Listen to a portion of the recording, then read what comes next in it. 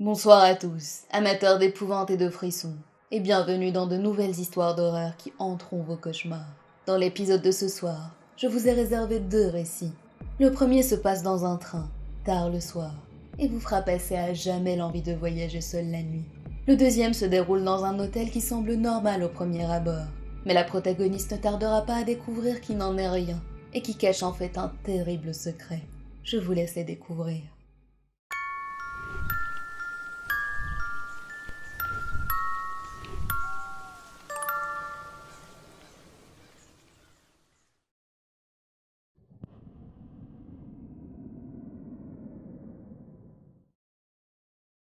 La journée au travail avait été longue et éreintante. Tout était calme autour de moi à la gare, alors que j'attendais seul le train. Il était peu après minuit, et il faisait tellement sombre que je ne parvenais à distinguer que le petit mètre autour de moi que la faible lumière éclairait. Heureusement, je n'ai pas eu longtemps à attendre, et je suis entrée avec impatience dans le train à la seconde même où ses portes se sont ouvertes. Il n'y avait que 2 autres hommes dans le compartiment, ce qui n'était pas inhabituel si tard dans la nuit. L'endroit sentait la fumée, provenant de la cigarette que l'homme âgé était en train de fumer, malgré l'interdiction. Il en a pris une longue bouffée en m'observant m'installer. Je me suis assise quelques sièges plus loin, et j'ai levé les yeux vers le deuxième homme, assis en face du fumeur. Il n'était qu'à 5 sièges de moi, mais son visage était caché par sa capuche. Je ne parvenais donc pas à distinguer ses traits. Ses yeux, en revanche, je les voyais clairement. L'un était normal, mais l'autre était rouge, là où ça aurait dû être blanc. Il m'a fixé sans vergogne, avec une expression pincée, presque douloureuse. Je lui ai souri, essayant d'alléger la tension, mais il a juste continué à me regarder fixement.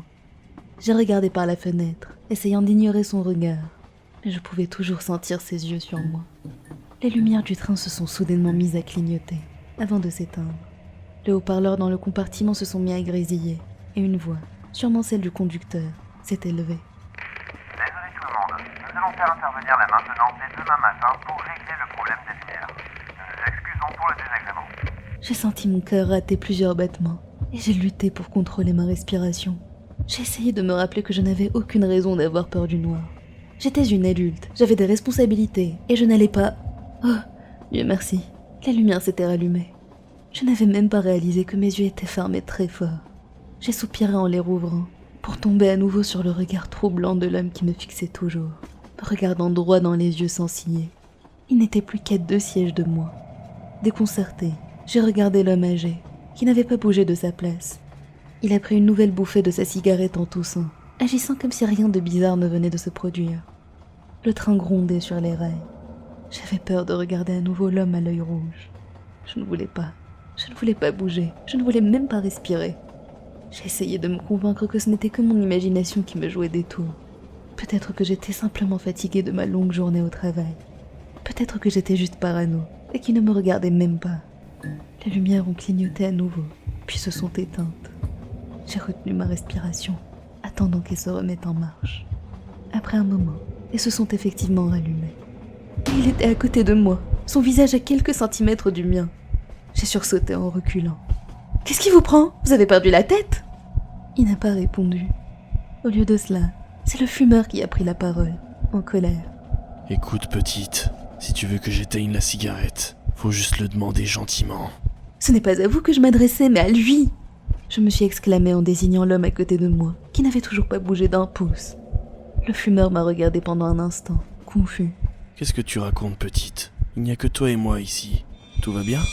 J'ai écarquillé les yeux, incapable d'assimiler ce que l'homme me disait. Au moment où j'ai commencé à comprendre, les lumières se sont de nouveau éteintes.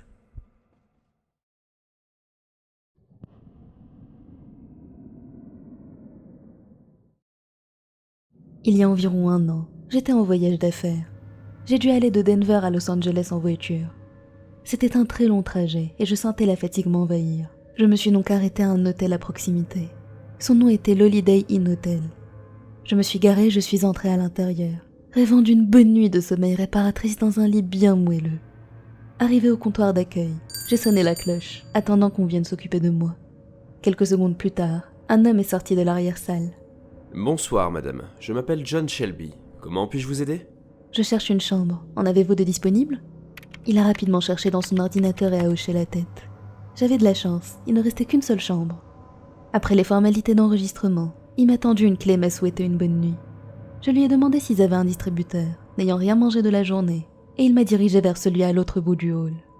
En y arrivant, j'ai remarqué qu'il y avait une piscine couverte à l'extérieur. Beaucoup d'hôtels en ont, ça n'avait donc rien d'étrange. Ce qui était très étrange en revanche, c'est que l'eau était rouge. Rouge sang. Je me suis dépêchée de prendre un paquet de chips au distributeur et je suis retournée au comptoir d'accueil, où l'employé se trouvait toujours. « Excusez-moi, est-ce que votre piscine a un problème ?» Que voulez-vous dire, madame ? L'eau est rouge. Comment ça se fait ? Eh bien, c'est une histoire plutôt dérangeante. Il y a quelques années, une femme a été retrouvée brutalement assassinée dans cette piscine. La couleur rouge vient de son sang. Vous êtes en train de me dire que ça n'a jamais été nettoyé ? Son sang est toujours là ? Cette idée me retournait l'estomac. Non, bien sûr que non. L'eau a complètement été vidangée et la piscine a été fermée le temps de tout décontaminer. Mais à la réouverture, et depuis ce jour-là, de nombreuses personnes se sont plaintes que l'eau était rouge. Je ne l'ai personnellement jamais vue, mais je pense que cet hôtel aime bien jouer des tours à votre esprit. Cet endroit est donc hanté ? Il a hoché la tête. J'étais choquée, pas vraiment effrayée, mais juste très surprise, parce que je n'avais jamais vécu une telle expérience auparavant. Je suis montée dans ma chambre, j'ai pris une douche chaude bien méritée et je suis allée m'allonger. Mais comme je m'en doutais, je n'arrivais pas à dormir. L'histoire de cette piscine rouge sang tourbillonnait dans mon esprit. La curiosité me torturait, et j'avais tellement de questions qui nécessitaient une réponse. J'ai fini par sortir du lit, je me suis habillée et je suis sortie de ma chambre. Je me suis dirigée droit vers la piscine, impatiente de voir si l'eau était toujours cramoisie. Les couloirs étaient calmes, tous les clients devaient être en train de dormir.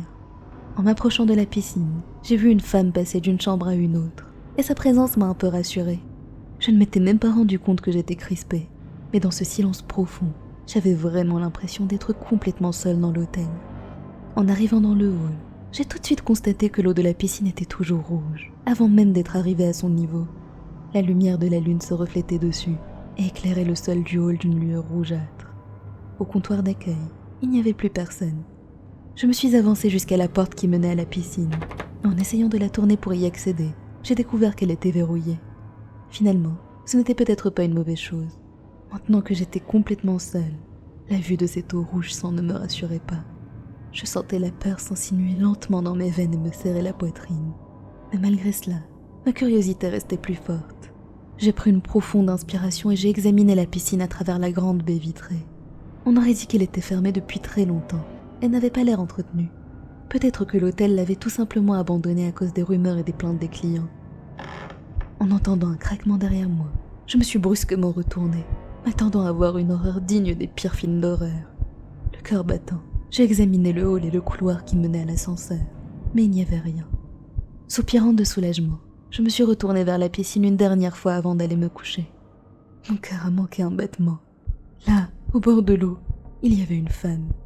Elle ressemblait à celle que j'avais vue dans le couloir un peu plus tôt. On aurait dit qu'elle s'apprêtait à sauter. Elle était complètement nue et immobile. Je suis restée pétrifiée pendant quelques secondes. Mais lorsqu'elle a brusquement tourné sa tête dans ma direction, une vague de terreur m'a submergée. J'ai couru pour rejoindre ma chambre, prenant les escaliers au lieu de l'ascenseur, trop terrifiée pour m'enfermer dans la cabine. Une fois arrivée, j'ai verrouillé ma porte et je suis allée directement au lit, essayant de calmer ma respiration et mes battements de cœur anarchiques. Plusieurs heures plus tard, je me suis réveillée au son de mon alarme. Les événements de la veille me sont tout de suite revenus en tête. Essayant de ne pas y penser, je me suis levée et je suis allée me préparer. Après avoir rapidement déjeuné au restaurant de l'hôtel, j'étais prête à partir.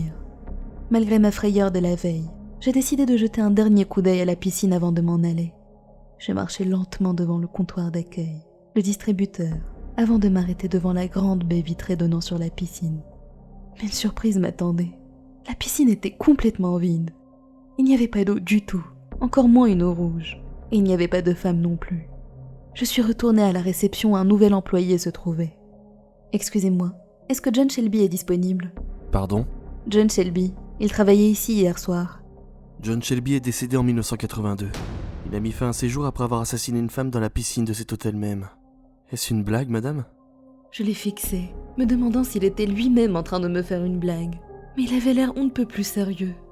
Il me regardait avec les sourcils froncés, attendant ma réponse. Réponse qui ne pouvait évidemment pas être sincère, sous peine de finir dans un hôpital psychiatrique. J'ai essayé de cacher mon choc du mieux possible. Je me suis forcée à sourire et je lui ai répondu. Oui, c'était juste une blague. Je lui ai rendu la clé de la chambre et j'ai quitté le bâtiment. J'ai repris la route, certaine que je n'oublierai jamais ce que j'ai vu cette nuit-là.